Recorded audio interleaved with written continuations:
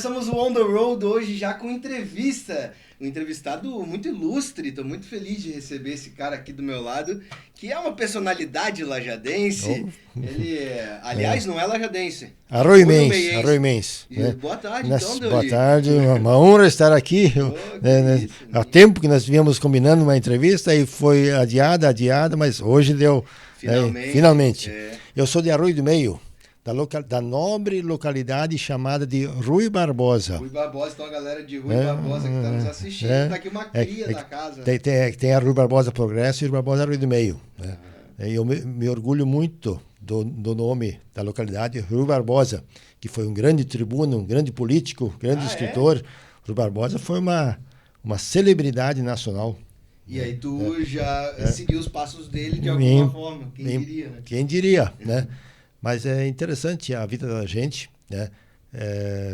O fato de eu estar aqui hoje, né? tem uma trajetória, uma vida que eu sou muito grato. Sim. Né? Porque eu vim da roça, vim do interior, e me orgulho muito disto, de ser filho de agricultor, porque isso me faz ser um nativista, uma pessoa que preserva o meio ambiente, né?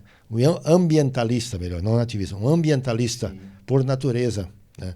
Eu vivi, eu pisei o chão, né? E não é da boca para fora, não é aquele cara que fala assim, eu vou fingir que eu não jogo muito lixo no chão. Não, o Deoli, para quem conhece o trabalho dele, aliás, pode seguir nas redes lá, @DeoliGrefe, vai ver muita coisa que realmente ele faz. Ele tá aqui com o almanaque dele, daqui a pouco a gente vai falar também, que tá sempre junto embaixo do braço. Tá sempre comigo. Mas é realmente um cara que se envolve em causas sociais, principalmente em questões ambientais. Você falou de nativista, também tem. Também, arte. Não sabe, das 500 presidências que ele faz parte, ele é atualmente o ex-presidente da Câmara de Vereadores de Lajeado, né? Isso. Acabou de sair, foi agora no fim do ano. Passado. A Paula Thomas, que esteve aqui com a gente. Mas o Deoli é presidente de 555 Já foi patrão do CTG. Patrão do CTG do Bento? Do Bento Gonçalves. Isso, glorioso Bento Gonçalves, o CTG mais antigo do Vale do Taquari. Né? E de cuja entidade tive a honra, junto com o Queco Munhoz, da imobiliária Arruda Munhoz, nós escrevermos a história do CTG. Né? O resgate da história do CTG e propriamente também do tradicionalismo do Vale do Taquari. Isso se transformou num livro. Num livro, isso. E como é que o pessoal faz para acessar? Já foi toda a edição, já foi. A gente fez uma edição meio limitada e foi toda já comercializada. Né? Deve ter um outro exemplar por aí ainda, se alguém se interessar, pode me procurar, que a gente vai, de repente, um ou outro a gente vai conseguir ainda. Sim, então a gente está falando já de alguns trabalhos do Deoli, porque o Deoli é um cara que realmente é muito ativo, né? Falamos lá da trajetória dele, começou lá em Rui Barbosa, na infância. Aí tu passou por colégio, como é que chama aquilo? Seminário, internato. Mas é interessante observar que eu, até os 6 anos, eu sou poliglota. Eu me considero poliglota. Porque tu é, né? Fala... Porque até 6 anos eu falava só o alemão, né? Claro, aqui a gente diz alemão dialeto, mas é a língua alemã. Sim. E literalmente fui alfabetizado aos 6 anos com a língua portuguesa, né? Aí fui aprender português. Quando tu chegou no colégio, chegou lá um idioma diferente do teu. E a prova de que eu não sabia falar nada, uma historinha que eu lembro, e sempre quando eu encontro ex-colega da infância lá, a gente lembra que, não sei se foi no primeiro ou segundo dia, ele ficou com sede, ele ia tomar água. E não sabia pedir para a professora. Ele pediu para mim, como é que... mas em alemão, né? Como é que eu peço? Eu estou com sede. Eu não sei. Tu também não sabia. Aí ele pegou, levantou e saiu, foi tomar água, né? Simplesmente foi. Não, foi, né? Porque não sabia pedir. No mínimo tomou um xingão do professor ainda. Eu não sabia nem pedir água em português. Sim. Né? Para as pessoas das gerações mais atuais, talvez não fazem ideia que aqui na nossa região, aqui no Vale do Taquari, muita gente, não é só o Deoli. É um caso que é muito comum. A minha geração dos anos 50, 60, eu sou de 59, 60 até 70, viveram uma realidade completamente diferente. Sim, era quase que uma comunidade alemã aqui no Brasil, né? Uma aldeia. Uma aldeia. Uma aldeia rural, assim, não tinha energia elétrica. O máximo de comunicação que tinha era o rádio. Sim, e que aí era só tu recebendo a informação, tu não estava transmitindo. Não, né? Tinha telefone, não tinha nada, né? E aí tu, bom, né, lá na infância, chegou na escola tendo que falar, aprender um novo idioma, e que é uma barreira, que tu já vai naturalmente sofrer um bullying de quem já domina o português, né? Na época nem tinha essas palavras bullying. Não se chamava bullying, mas era já uma... Isso é da modernidade. Né? Aí de lá, saí com 11 anos de casa. Aí fui para o seminário internato lá em Arroio do Meio, né, Seminário Sagrado do Coração de Jesus. Fiz o ensino fundamental. Daí depois fui fazer o ensino médio em Santa Cruz do Sul, internato. E aí comecei a faculdade de filosofia no seminário de Viamão. E aí eu resolvi seguir outro caminho. Né? Aí eu mudei, aí eu vim para o jornalismo. Né? Aí eu fui parar... Aí saí de lá assim, bem convicto, que eu queria trabalhar numa área de escrever, né, porque eu gostava de escrever. Já sabia da paixão pela escrita. Né? E aí eu fui parar no Jornal Informativo. Né? Ah, já foi nessa época do Informativo? Em 1981. Informativo tinha pouco tempo de vida. O Informativo foi fundado em 1970. Então né? tinha aí 8 de maio de 1970. Que já era o Oswaldo desde o início, né? Já era o Oswaldo, sim. Os 70, 80, então ele tinha... Não, 70 tinha... Não, 10 anos. 10, 11 anos. 11 anos. Circulava 3 edições por semana, né? E aí eu fui entrar lá. Daí eu comecei como diagramador, chão de fábrica, né? E aí eu fiquei lá, fiquei um ano e meio na diagramação. Rogerinho, não é contar vantagem para mim, mas aí entra aquela questão de fazer mais do que é a tua atribuição. Eu na época não tinha computador, não tinha nada, era máquina datilografado. Vinha aquelas informações do Clube de Mães, do Clube 4S, que o pessoal não sabe nem o que é, né? Do Clube de Jovens, da igreja, esses avisos, aniversários, os outros assuntos, né? E aí eu pegava esses convites e transformava em tópicos, em pequenas notícias. Escrevia, né? E eu já diagramava. Né? Em vez de eu passar por outro repórter, eu fazia. Aí um dia o Oswaldo me chamou, ele tinha às vezes um tom de brincadeira assim, né, mais sério. Ele chamou e disse: eu preciso falar contigo. Tá, mas o que houve? O que eu aprontei? Não, eu pensei, mas tu vai pra rua. Puta merda, pensei, mas desculpa a expressão. Imagina. eu pra rua assim, pô, eu precisava do serviço, não precisava do emprego, né? Sim, esse cara vai me demitir agora do nada. Vai me demitir. Daí, não, tu vai ser repórter. Pá, mas eu não sei escrever. Tu sabe escrever. Tu pensa que eu não sei, que eu não vejo quem está fazendo esses tópicos, notícias pequenas.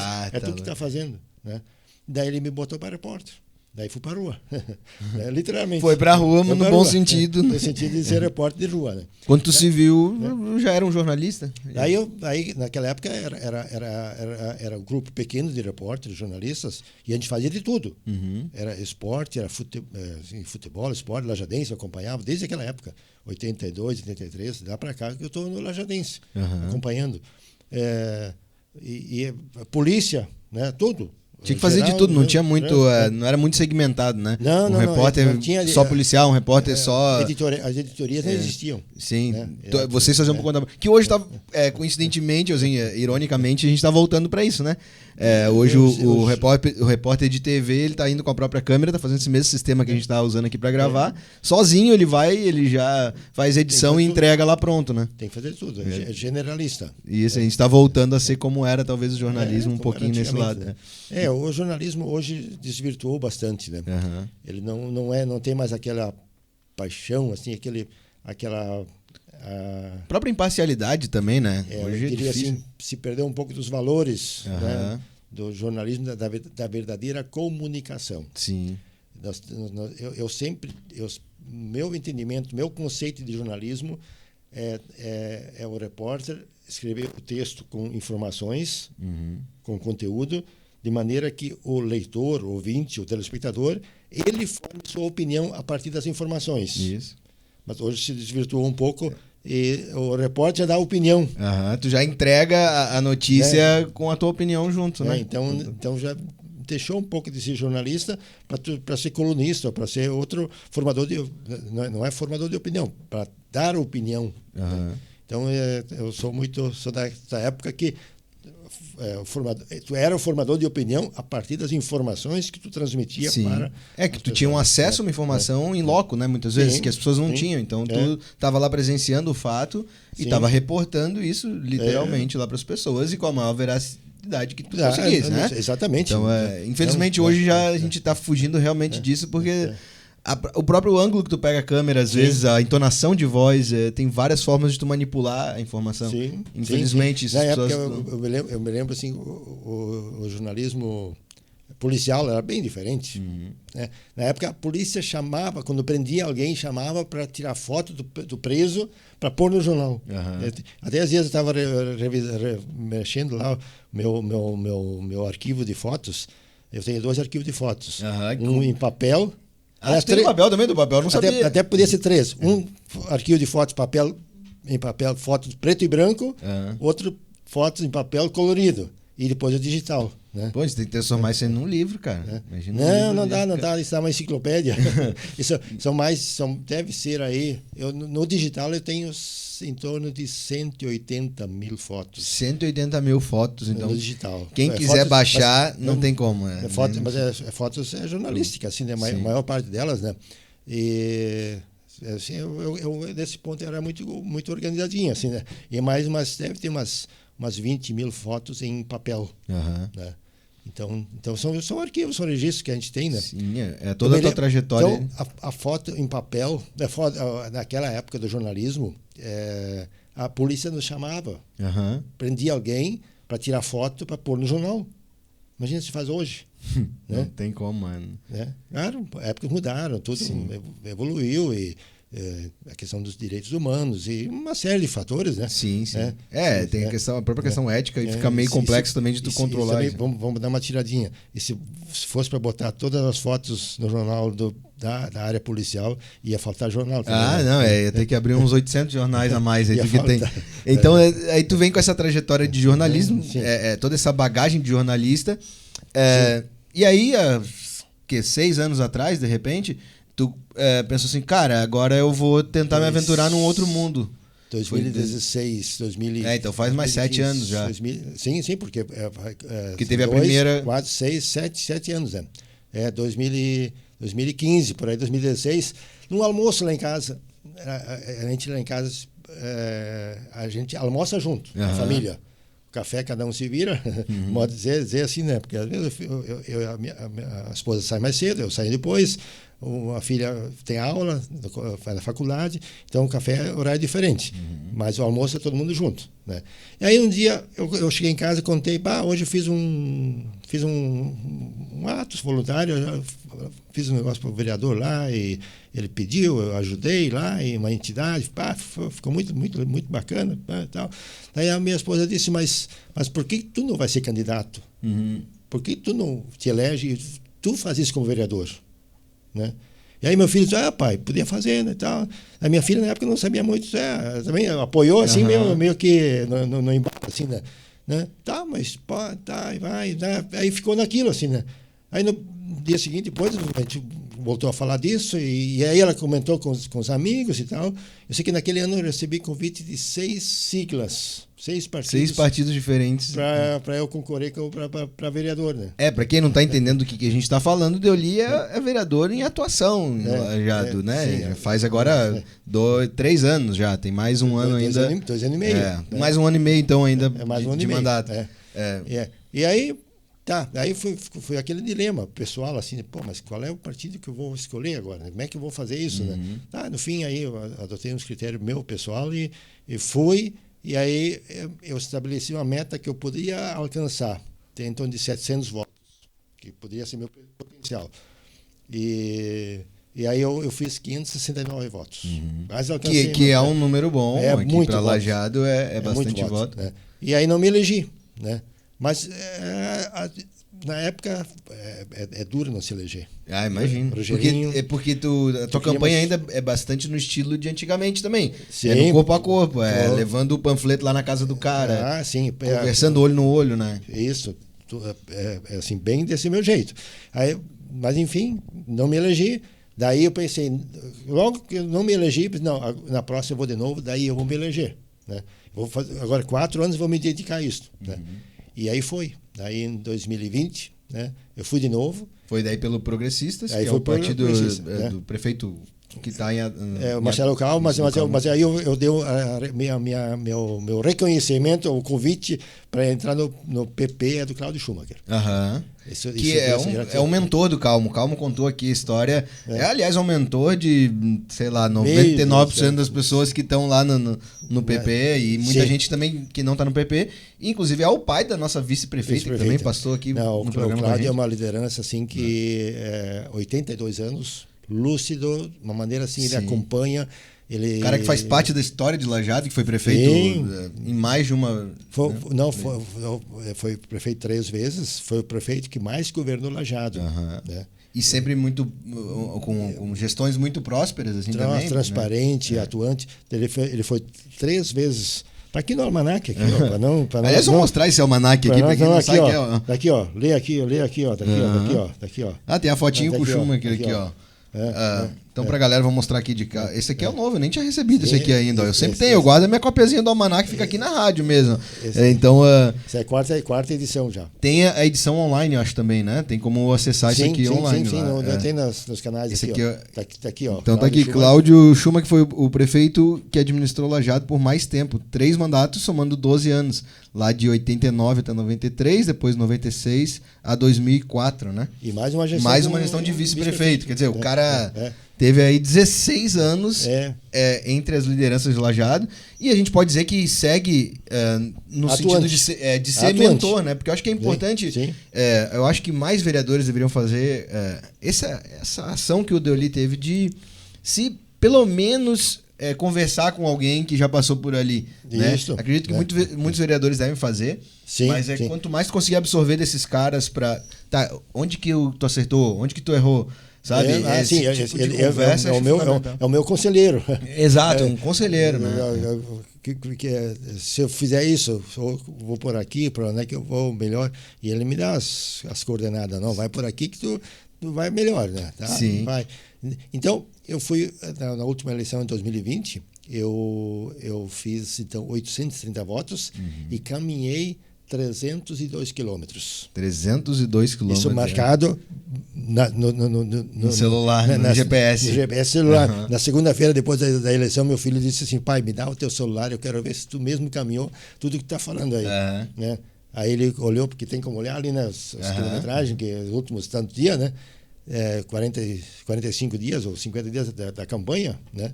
Ele deu 302 quilômetros. Chegaria até lá, o que? Torres, né? E aí, daí volta a Porto Alegre e sobrava mais um pouco, né? Sobrava, Mas eu caminhei, agora, volta e meia, o Clayton Agostini, que está comigo, volta e meia, a gente anda, que nem agora vindo para cá. Aqui eu visitei, na campanha encontrei meu colega de aula, lá do interior de Arlindo Meio, está morando aqui na montanha agora, né? E tu, além de ter ter o hábito de escrever, o Deoli, para quem não sabe, também é escritor, né? Tem livros publicados. Aí já entramos numa outra, né? Que aliás seara. Ele também tem uma memória incrível, né? Então, ele vai falar com um cara na rua hoje e vai lembrar daqui a um ano, assim. Como muitas pessoas passam e andar com o Deoli na rua é uma loucura, né? Tu não anda. Todo mundo cumprimenta. Então, realmente é um cara que vai lembrar. Tem um público muito certo ali. Tu sabe muito bem quem são teus eleitores, né? O pessoal hoje de Lajeado que quer uma transparência, um voto um pouco mais... alguém que, por mais seja novo na política, traz no seu currículo assim, uma identificação com a nossa comunidade e tudo mais. Então, acho que tu tem aquela credibilidade com esse pessoal, né? Mais antigo, principalmente, né? Rogerinho, eu vou te ler aqui a frase que acompanha desde o primeiro almanac, desde a campanha, quando eu entrei na política, quando eu assumi ser candidato. Eu tenho o meu, não sei se é lema de campanha, lema de político, mas enfim, é o teu moto. O meu valor que me acompanha. Né? Quem governa deve ser como alguém que serve. Chiara Lubich, Movimentos Focolari, fundado na Itália, que tem grupo atuante aqui em Lajeado, do qual faço parte, né? Há cerca de 30 anos, né? Eu e minha esposa participamos. Então, porque, na verdade, quem ocupa cargo qualquer, CC, concursado ou não, é servidor público. Sim. Funcionário público, na verdade, o nome dele é servidor público. Então, servidor, quer dizer, servir a população. E eu acho que tem uma coisa que é maior ainda que isso, que além de ser um serviço público, qualquer trabalho que tu fizer, qualquer trabalho sem tirar nenhum, tu tá servindo alguém. E eu acho que quando tu entende que o teu trabalho é servir o próximo, ele fica mais bonito, ele tem mais sentido, né? E tua vida também tem mais sentido. Muito mais. A satisfação é muito maior do que receber pagamento em troca. Exato, não tem dinheiro no mundo que pague. E aí, para complementar essa primeira frase, eu tenho uma segunda. O maior poder é poder servir. Né? Poder servir resume tudo uma vida, porque se tu consegue servir, tu tem saúde. Saúde do corpo e da mente. Com certeza. Então, é por isso que vale a pena viver. Guardar uma vida em casa... Tu sozinho, só servindo a si próprio, né? Não, qual é o sentido? Não vai ter sentido. Então, tem muita frustração. Muitas pessoas estão com dificuldades mentais ou estão sem sentido de viver, não tem mais, mas que eu estou tão enjoado, não tem nada para fazer e tal. Pô, mas a gente te envolve. Se envolve qualquer coisa que... Tem tantas pessoas que precisam de ajuda de alguma forma, porque essa semana ainda fui visitar como é que é? A IPAN, não é a IPAN, é uma entidade que está aqui em Lajeado e que atende a pessoas com câncer. A APECAM. A APECAM, isso mesmo. Meu Deus, a APECAM, da mesma linha da Liga de Combate ao Câncer. Essa entidade, só para citar uma, né? Vai lá visitar eles. Aí tu vai agradecer por não ter problema de saúde. Exato. E também vai tirar uma grande lição de ver aquelas pessoas que estão ali servindo o próximo, né? Servindo, multiplicando, muito dividindo. Sem ganhar nada. O pouco que tem se divide ainda. Né? Então, Rogerinho, nessa área de servir, eu tenho participação em muitas entidades. Sim. Né? Eu estava agora lembrando que a gente ia falar da literatura. Tu ainda é o presidente em atividade da Alivate, né? Ou não é mais? Não, entreguei em março agora. Entregou? Esse cargo tu entregou? Literalmente entreguei, porque se fosse, seria mais eu sempre brinquei, se a reeleição para vereador fosse tão fácil como a reeleição para Alivate, ia ficar mais... Não precisava nem passar de casa em casa. Mas aí tem outra questão. Tem que saber a hora de entrar e saber a hora de sair. Tu atuou lá por quantos anos de presidente? Não, eu fui presidente de 4 gestões. Eu fui uma primeira gestão, né, tu vê como a gente evolui, porque mudar de ideia não é crime, não é feio. Não. É sinal que tu evoluiu, tu mudou, tu melhorou. Né? A primeira gestão que eu fui presidente em 2012, meu princípio era uma eleição sem reeleição. Né? E eu levei ao pé da letra. Eu era candidato natural. Não, eu entrei aqui para 1 ano e é 1 ano que eu vou ficar. Assim no CTG Bento Gonçalves. Eu aceito ser patrão, candidato a patrão, mas para a eleição, para uma gestão. E fiquei em uma gestão, e eu digo mais, uma gestão e eu vou construir um galpão novo. E foi construído um galpão novo. Né? No final da gestão, eu entreguei a chave do galpão novo. Que é o que eles estão até hoje. Né? Até hoje. Né? Então, na Academia Literária também foi assim. Né? Fiquei uma gestão, daí eu saí, entra outra e tal. Daí, depois, em 2017, daí eu voltei. Né? Aí fiquei uma gestão, fiquei mais uma, aí veio a pandemia e tal, fica mais uma, e fiquei no até fim agora. Ficou 4 gestões lá.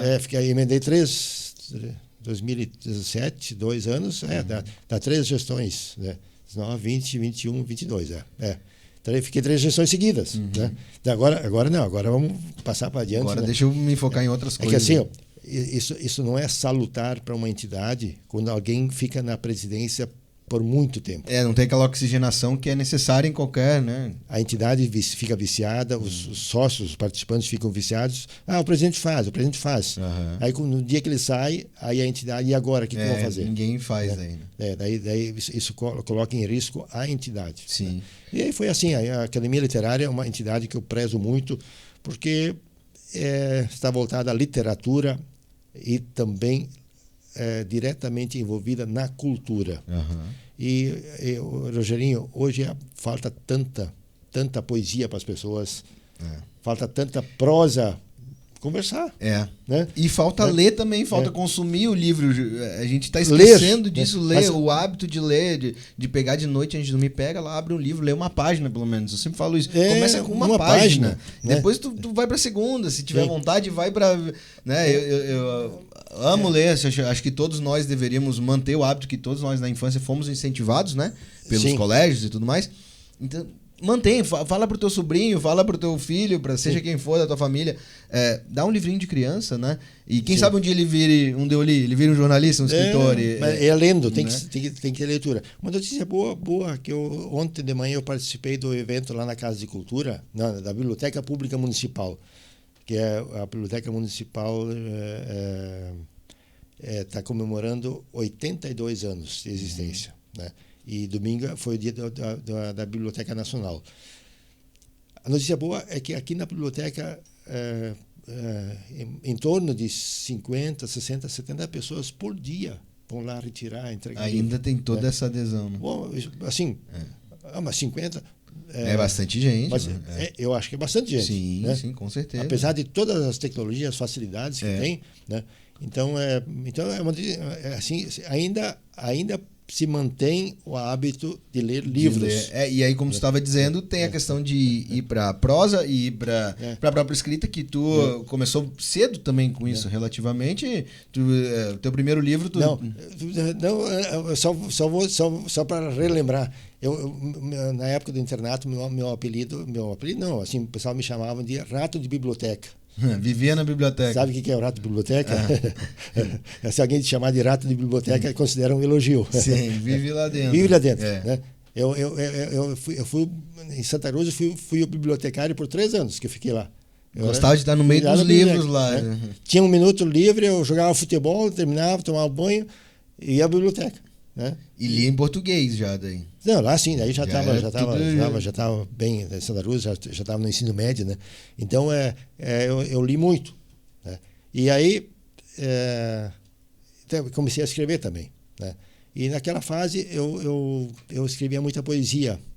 E por aquelas coisas da vida, eu fui guardar umas caixas desse material que eu escrevi na casa dos meus pais, lá no interior. E não sei por que via lá e sumiu tudo. Né? Aí perdeu as poesias. Perdi tudo aquilo lá. Né? Mas, enfim, são coisas da vida. Né? E aí, depois, em 2008, agora as datas não são muito na memória, mas daí eu fui ser assessor de imprensa do Sincovat, Sindicato dos Contadores e Contabilistas. E aí, na época, o desafio foi de resgatar a história do sindicato. Né? Aí foi meu primeiro livro. Né? Foi então foi contratado para escrever o livro. Foi uma pesquisa. Pesquisa histórica. É o que eu gosto muito de fazer. Eu gosto muito de pesquisa e crônicas. Né? E aí aí depois eu fui escrever um outro livro sobre... Aí eu CTG Bento Gonçalves. Né? Aí nós temos um outro livro... Eu tenho um livro de crônicas não publicado, né? Que às vezes também a verba... Para isso o dinheiro é importante. Sim, sim. Senão o custo de tu imprimir lá, sei lá quantos mil livros... Hoje está um pouco fora da realidade. Né? Comparando com o custo de outras não tão importantes, né? Então para imprimir, colocar um livro para a banca infelizmente é uma indústria que tem sofrido muito, porque também não vende mais tanto livro, né? Daí o quarto livro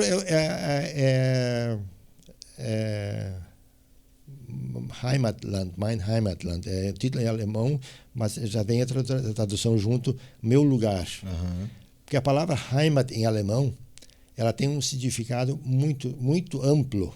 Significa minha casa, que lá em Arroio do Meio é minha Mein Heimat, é a minha querência, lá que eu nasci. Né? Então também pode ser minha pátria, meu estado, né? É o meu lugar. Né? Lugar que tu pertence, né? Então esse livro resgata a história dos primeiros tempos da colonização de Lajeado. Então é uma releitura, uma reinterpretação dos fatos porque isso é um assunto que também não é um livro para tu sentar e ler. É um livro para tu ler um pouco, entender e ir lendo devagar. Não é um romance que tu pega e lê do início ao fim. Mas é interessante a história do Antônio Fialho de Vargas, porque alguns historiadores consideram ele como fundador de Lajeado, mas ele não foi fundador de Lajeado, né? Porque ele assumiu as terras que pertenciam aos irmãos Teixeira, que vieram para cá aí por volta de 1790, 80, 90, ficaram aqui até 1824, mais ou menos, né? E esses sim são datados como a primeira família aqui, né? Não, eles nem vieram para cá. Eles eram eram Sesmarias na época. Porque aí tem outra história que tem que entender, a história das terras no Brasil, né? Começou com várias formas diferentes, até chegar em Sesmarias. Sesmarias eram concessões do governo do Império. Eram áreas, glebas, se diz o termo, áreas grandes que eram entregues para pessoas importantes, influentes, com posses, com poder econômico. Geralmente pessoal do exército, né? Ou pessoas assim influentes da sociedade que tinham muito poder para poder explorar a terra. Então, esse era Sesmarias. Depois vieram as fazendas. Tanto que os irmãos Teixeira receberam Sesmarias e dividiram ela em fazenda de conventos. Né? E aí chegamos a 1850. Até 1850, a terra no Brasil não tinha valor comercial, não era comercializada. 1852 foi aprovado uma lei no Congresso Nacional de hoje, na época em Brasília, não era Brasília, Rio de Janeiro, a sede do Império, né? Dando valor à terra, atribuindo valor à terra. Foi aprovado em 1852. Tá? Só que ela foi promulgada em 1854. Nesse período de adaptação, entre aspas, tá? E quem tivesse terra passava a ser dono, mas tinha que morar. E para comercializar a terra tinha que abrir uma companhia limitada. Tá? Então, eu estou dizendo isso porque o Antônio Fialho de Vargas veio para cá em 1853. Bem no meio da transição. Casualmente. Deu bem certinho dele estar aqui. 1853. E as primeiras famílias alemãs vieram em 1855. E ele veio com a embarcação dele, ele veio com a família toda. Não deixou ninguém lá em Gravataí, onde é que ele morava. Né? Veio toda a família para cá. E já veio com a embarcação lotada de material de construção para construir o sobrado.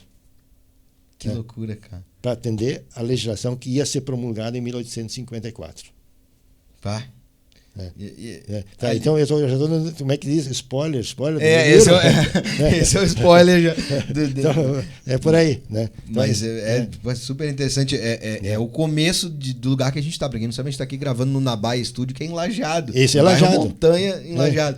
E muita gente, começou, provavelmente a maioria das pessoas, e eu me incluo nelas, a gente desconhece a história de Lajeado na sua raiz. Inclusive, eu acho que as escolas aqui de Lajeado deveriam ensinar a história de Lajeado assim, mais a fundo, né? A gente acaba estudando a história lá da França, mas às vezes a gente esquece da nossa história aqui, local, da nossa cidade, né? Então, Deoli tem também essa questão de bom, se envolver com a educação também hoje. Essa é a parte bonita da política, né? Tu consegue levar a tua trajetória de escritor, de jornalista, de ambientalista. Isso une tudo lá e fala assim, cara, eu posso ajudar um pessoal ali que está envolvido numa causa. Assim, a causa, enfim, causas. Sim, aí tudo que eu fazia antes de ser vereador, eu continuo fazendo. Só que agora, sob a ótica, sob o olhar, sob a influência política, no poder legislativo.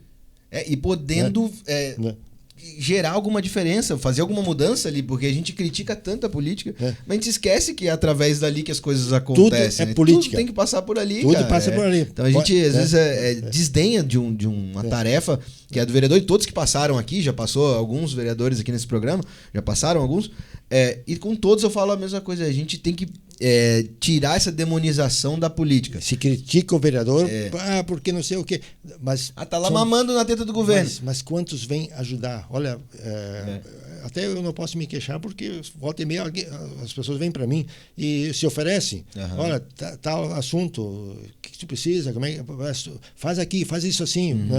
Ou dão as dicas, orientações, indicações. Né? Então, só para ainda fechar a questão da história de Lajeado, os fatos históricos. Ano passado foi minha oportunidade de vida ser o presidente da Câmara de Vereadores de Lajeado. Eu gosto de citar pelo menos 2 legados assim que eu deixei lá que ficam. Né? O primeiro deles foi a digitalização do arquivo histórico da Câmara. A Câmara de Vereadores tem a idade de Lajeado. A primeira junta municipal foi instalada em 1891, logo depois que foi instalado o município. A emancipação de Lajeado foi em 26 de janeiro de 1891. E a instalação aconteceu em 25 de fevereiro. E, na sequência, foi instalado a junta municipal. Né? E essa história está lá guardada há 132 anos, né? Escondido num canto, num porão lá, não é porão, mas é uma sala meio... Que pode pegar fogo, que pode um rato comer, que pode... É um espaço que não tinha mínima condições para pesquisa. Né? Então, nós digitalizamos através de uma parceria com a Univates e colocamos isso a público. Então, hoje tem acesso, dá para estudar essa história também, a história de Lajeado na ótica da Câmara de Vereadores. Né? E o segundo legado, para não deixar os ouvintes aí na curiosidade, foi a informatização de todo o processo legislativo. Né? Até ano passado, todas as ações da Câmara eram em papel. Né? E a partir de final do ano passado, em novembro, nós instalamos então todo o sistema informatizado. Então eliminamos, não todo porque isso leva um tempo, mas já está praticamente, não se usa mais papel. Sim. Né? Todo ele informatizado. Que estava na hora também. Por isso que é boa essa oxigenação. Né? A gente fala de renovar a política muitas vezes. Sim. Não quer dizer botar um cara de 18 anos lá para ser vereador. Não. Isso independe de idade, né? Ideias novas. Ideias novas. Como tu falou antes lá da Livate ou de qualquer entidade. Sim.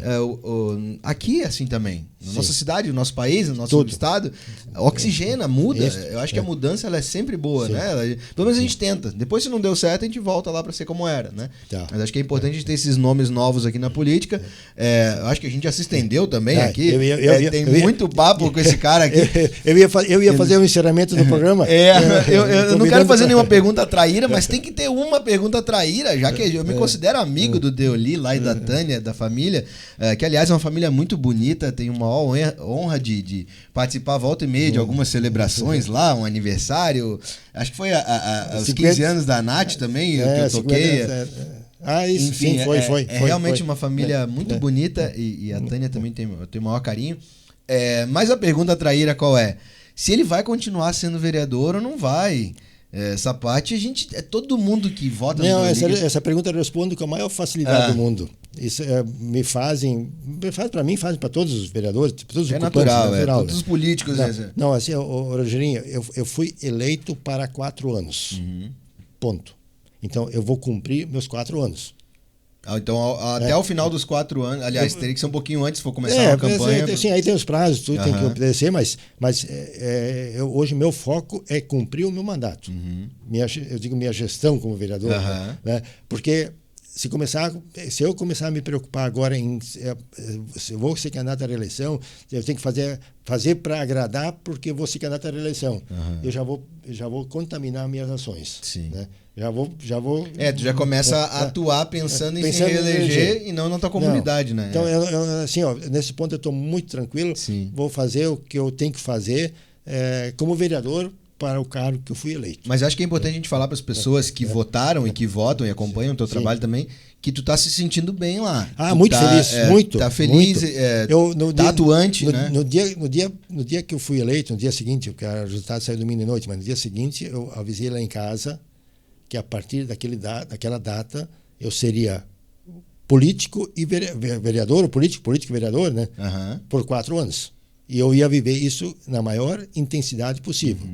E é toda a dedicação. E é o que eu estou fazendo. Isso aí. Eu estou muito feliz com isso. Faço isso com uma naturalidade. Né? E gostando de fazer. Que eu acho que quem vota é o teu cliente. Né? Nós somos teu cliente. As pessoas que votam em você são teus clientes. Então, assim, eles querem saber disso. Eles precisam saber disso. Porque quando tu vai comprar uma comida, tu quer saber que o cara cozinhou lá com... Mas aí eles têm que dizer para mim que se eles me querem mais... É isso aí, exato. E eles têm que me dizer para mim. Mas acho que é o ciclo, né? É um ciclo, fica andando ali, ó. Tu dá e recebe de volta, né? Então, quando tu faz seu trabalho com alegria, e claramente o Deoli é um cara que atua com precisão e querendo estar lá, eu acho que isso é fundamental. O problema é quando tu chega lá e sente assim, meu Deus, eu tenho que vir aqui apresentar um programa. Eu tenho que assistir uma sessão da Câmara. Eu acho que isso tem que gritar pro eleitor. Né? O cara que tá ali... assim, ligado e pensando... Tu falou de 2 coisas que fez como presidente, mas tem várias. O pessoal que for lá e acompanhar várias coisas que ele fez lá pode saber disso que a gente está falando, que é um cara que está ali realmente, de corpo e alma. Então, assim, a população merece e precisa começar a optar por políticos dessa forma. Tu é muito generoso nas palavras. Obrigado. Mas é verdade, é de coração. Então, assim, a gente fala que aqui não é lugar para hater. Quem quiser ficar botando comentário negativo, a gente vai apagar. Porque aqui a gente vem mostrar o ser humano, né? Mas eu convivo com a crítica na maior naturalidade. Não, tudo bem. A crítica quando ela é com educação, né? Tudo certo. Agora, a crítica positiva, a crítica consertiva, que é para acertar, sem problema nenhum. Eu até gosto quando eu recebo que alguém me diga, Deoli, aquilo lá não faz assim, faz de outro jeito. Tu vai te quebrar, vai, né? Te ajuda a melhorar, te ajuda a evoluir, né? O que vem para melhor, eu aceito. É isso aí. Então encerramos aqui o nosso bate-papo com Deoli Greff. Te agradecer. Vou te entregar então oficialmente. Me dá a mão aqui, não vou me deixar no vácuo.